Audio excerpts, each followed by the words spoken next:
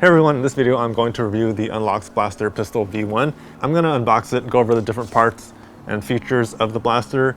I'll test the accuracy within 20 feet and then test the range and then give you a quick review. So without further ado, let's get this unboxed. This is the box that it came in.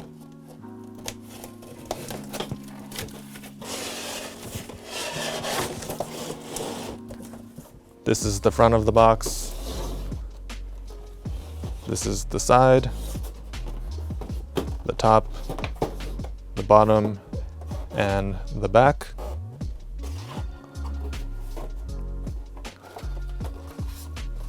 Inside the box we have the operation manual.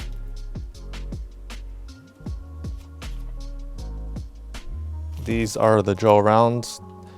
They suggested that you put this in water for at least 4 hours. Here's the USB charging cable. Here's an Allen key, goggles, and then we have the blaster itself. This is the tag that's on it. Looking at the blaster itself, we have this X right here. That means it's off. When I pull the trigger, nothing happens. If I turn it on, you can hear it in full automatic mode. I'm gonna keep it off for now. We have the trigger here. Down here we have the magazine. So let me just flip it over. And as you can see, there's a button that you can press. If you press the button, it releases the magazine. And this is where you would feed the hydrated balls. You would put them in here. Then you would put it back in here, but let me just look at this here. It looks like there's a tube and some contacts. And inside this magazine, it looks like there's a motor on the bottom. So that's back in there. Coming up here, you can push this forward and then this detaches. You can put that back in. And then up here, this is the battery. According to the manual, you would just use a Phillips head screwdriver, take these screws out, and then this battery should come out. This is where the ammo would come out. Looks like there's some screws on the bottom of the handle too. Not sure what this is. There's also a charging port right here. If you lift this up, you could take your charger, plug this in, and then you would plug this in into some kind of adapter into the wall. And it says it takes 4 to 6 hours to fully charge. Currently there's 3 models that are out. There's the 4-in-1 gel blaster, there's the Blaster Pistol V1 and the Blaster Pistol V2. And when I asked what the difference was, the difference between the V1 and V2 is pretty much the color. So V1 is blue and white, the V2 is black and yellow, and then the 4-in-1 gel blaster is the same. It shoots the same, has all the same specs, except that it has different attachments. So if you look here, these are the different attachments that it comes with, and then you could do different modes.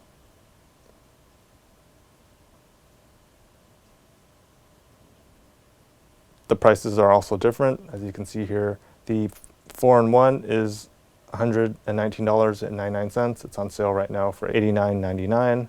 The V1 and V2 retail for $89.99, but they're on sale for $49.99 and $59.99. For the first step, it says to put a 700 count bag into a container, like a water bottle, and then add enough water to soak it for 4 hours, then drain off the excess before putting it into the magazine. Here we have a bottle of water. It's pre-filled. I don't think it matters if you put these in first, then fill it with water, or if it's already filled with water and put this in. I'm going to rip off one of these edges and then dump the balls in.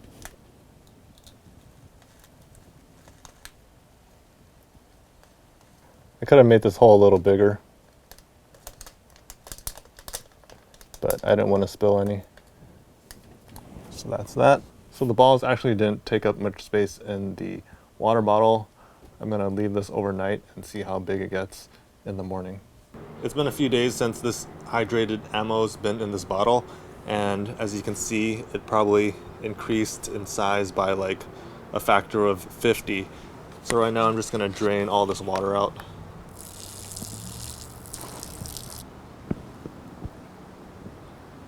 If you guys can see this, this is what the ammo looks like. It looks like fish eggs.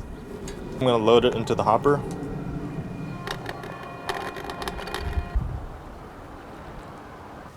It's actually full right now, and there's a few more balls in this bottle, so I would say it fits a little short of 700 pieces of ammo. And I want to try squishing one of these just to see what it feels like. Here we have one of the balls, and if I squish it, it's actually pretty hard to squish, and if you can see here, it kind of just flakes apart. I'm going to load the magazine, and it clicks into place. And as you can see over there, there is 2 water bottles, a smaller one and a large one, and I'm just going to shoot them down. So I'm going to turn it on. They say not to shoot one at a time because there's a feeding mechanism, and I guess if you do that, the balls won't go through, but let me just try shooting a single one. So if I do this, if I try shooting one at a time, it actually does work. I have to do it a few times to get these circulating, but it seems like it actually does work if you shoot one at a time. Yeah. I'm just gonna try aiming for these bottles.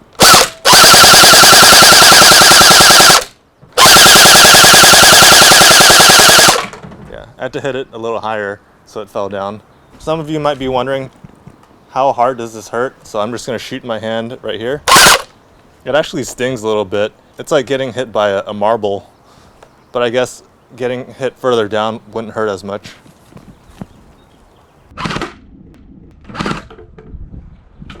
Right now I'm gonna test how accurate it is. I'm about 20 feet away.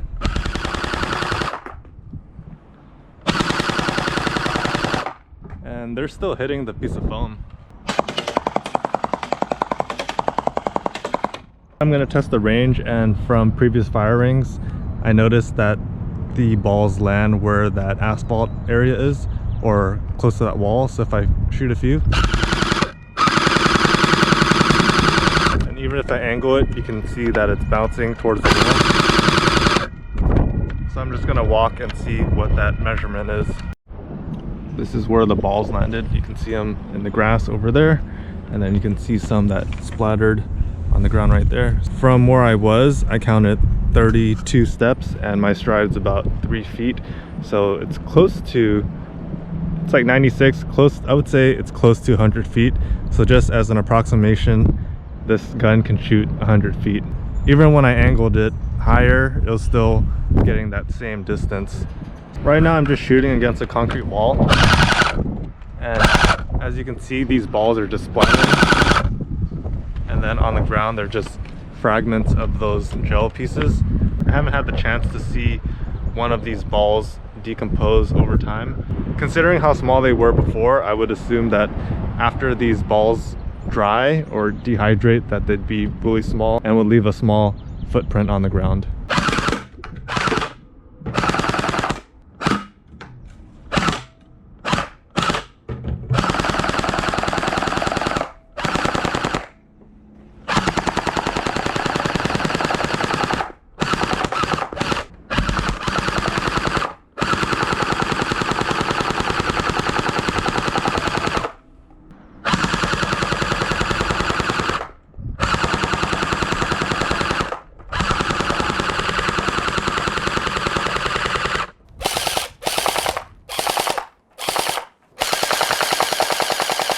Right now I'm going to review the blaster. I'm going to talk about things that I like and then things I would like to see improved. And again, these are just my personal opinions.